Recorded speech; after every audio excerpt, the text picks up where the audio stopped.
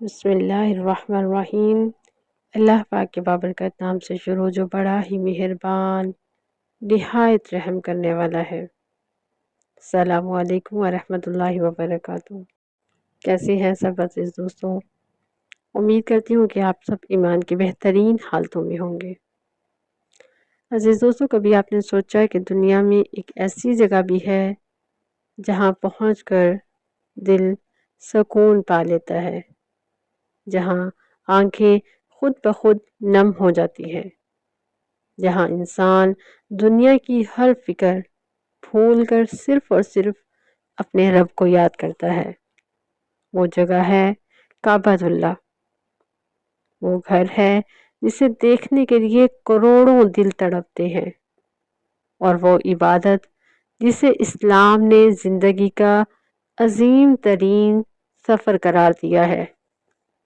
جی ہاں جس دوستوں، ہم بات کر رہے ہیں حج کی، اور آج کی اس ویڈیو میں ہم جانیں گے حج کی اہمیت اور فضیلت قرآن پاک اور حدیث شریف کی روشنی میں، اور یہ بھی جانیں گے کہ حج انسان کو کس طرح بدل دیتا ہے، اور پھر کیوں بعض لوگ حج سے واپس آ کر بالکل ہی بدل جاتے ہیں۔ ویڈیو آخر تک ضرور دیکھیے گا، کیونکہ ہو سکتا ہے یہ ویڈیو آپ کے دل میں اللہ پاک کے گھر کی محبت جگا دے۔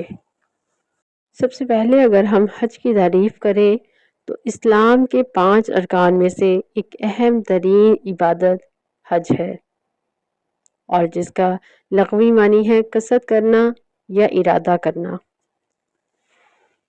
شریعت کی اصطلاح میں مقررہ دنوں یعنی ذی الحج کے مہینے میں مخصوص شرائط کے ساتھ بیت اللہ خانہ کعبہ کی زیارت کرنے اور وہاں مقرر مناسک طواف، سعی اور وقوف عرفات وغیرہ ادا کرنے کو حج کہا جاتا ہے۔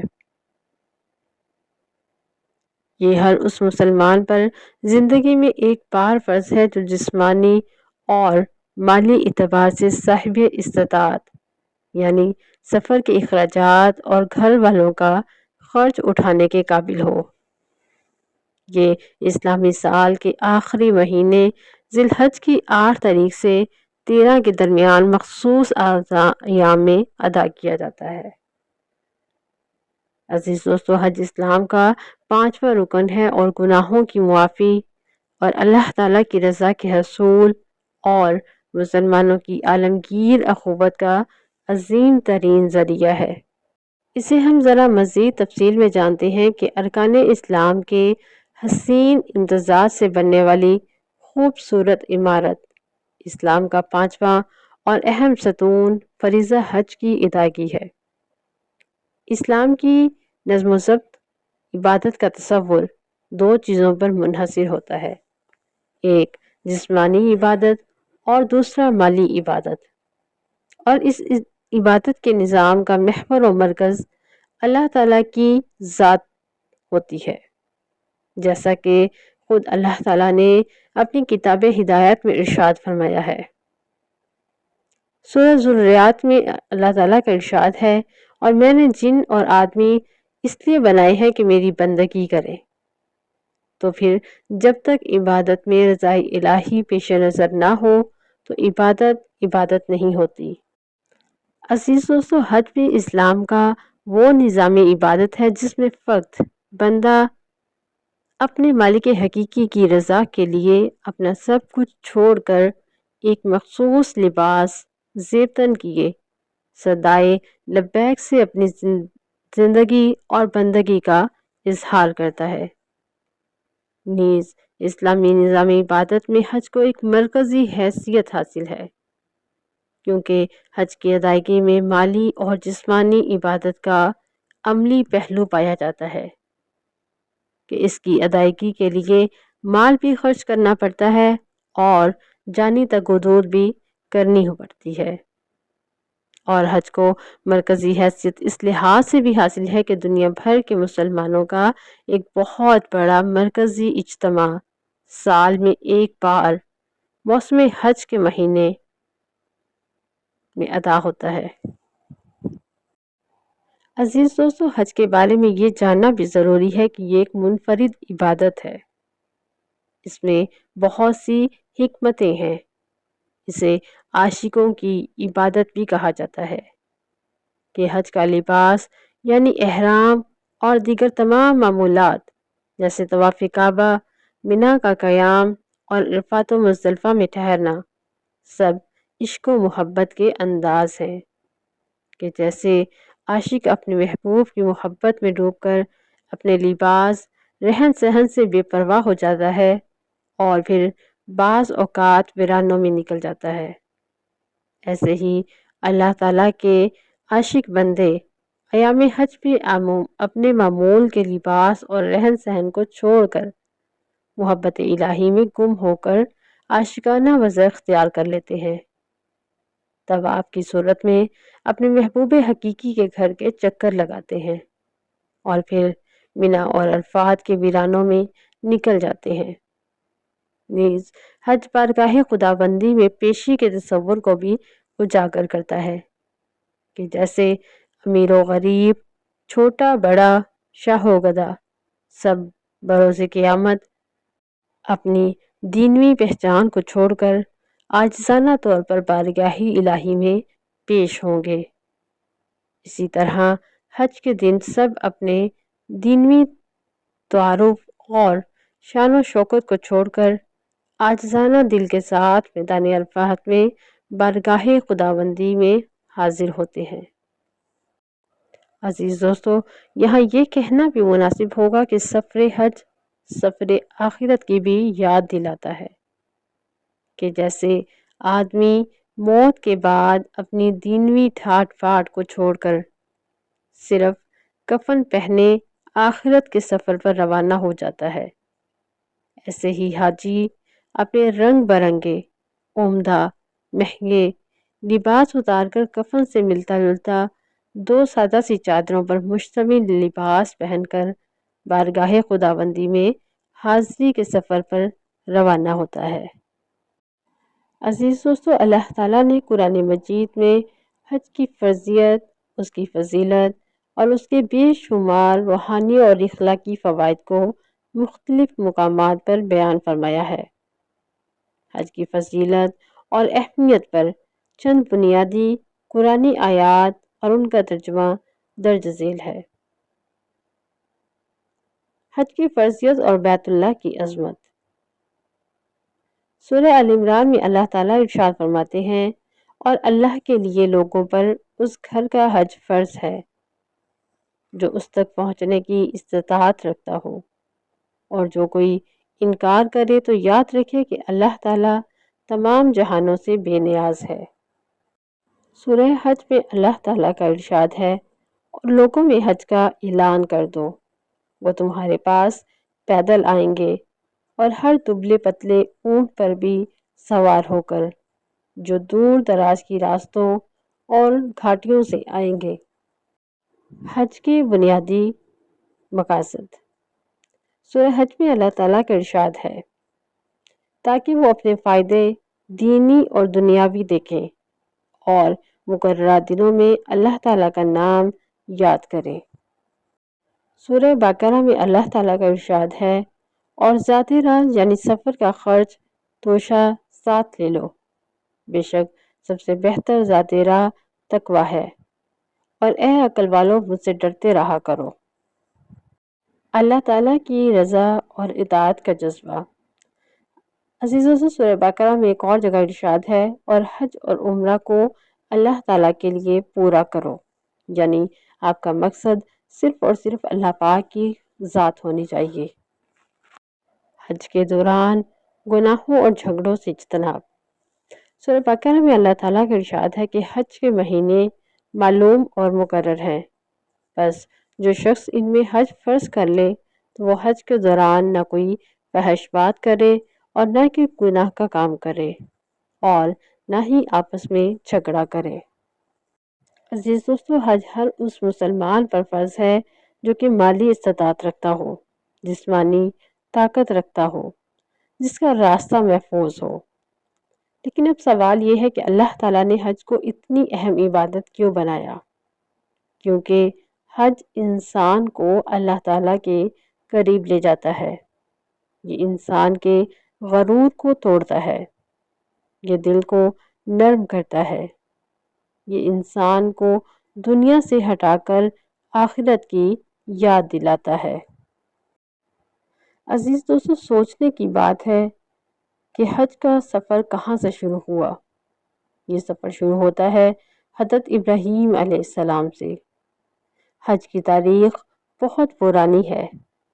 یہ سفر ہمیں حضرت ابراہیم علیہ السلام کی قربانی یاد دلاتا ہے، جب اللہ تعالیٰ نے انہیں حکم دیا کہ اپنی بیوی حضرت حاجرہ علیہ السلام اور اپنے ننھے سے بیٹے حضرت اسماعیل علیہ السلام کو سنسان صحرا میں چھوڑ دیں۔ سوچے، ایک ماں، ایک تپتا ہوا صحرا جہاں پانی کا ایک قطرہ تک نہ ہو، لیکن انہوں نے اپنے رب پر کامل بھروسہ کیا، اور پھر اللہ تعالیٰ نے ان کے صبر کا پھل انہیں زمزم کی صورت میں عطا فرمایا۔ آج بھی لاکھوں کروڑوں لوگ زمزم کے کنویں کا پانی پیتے ہیں۔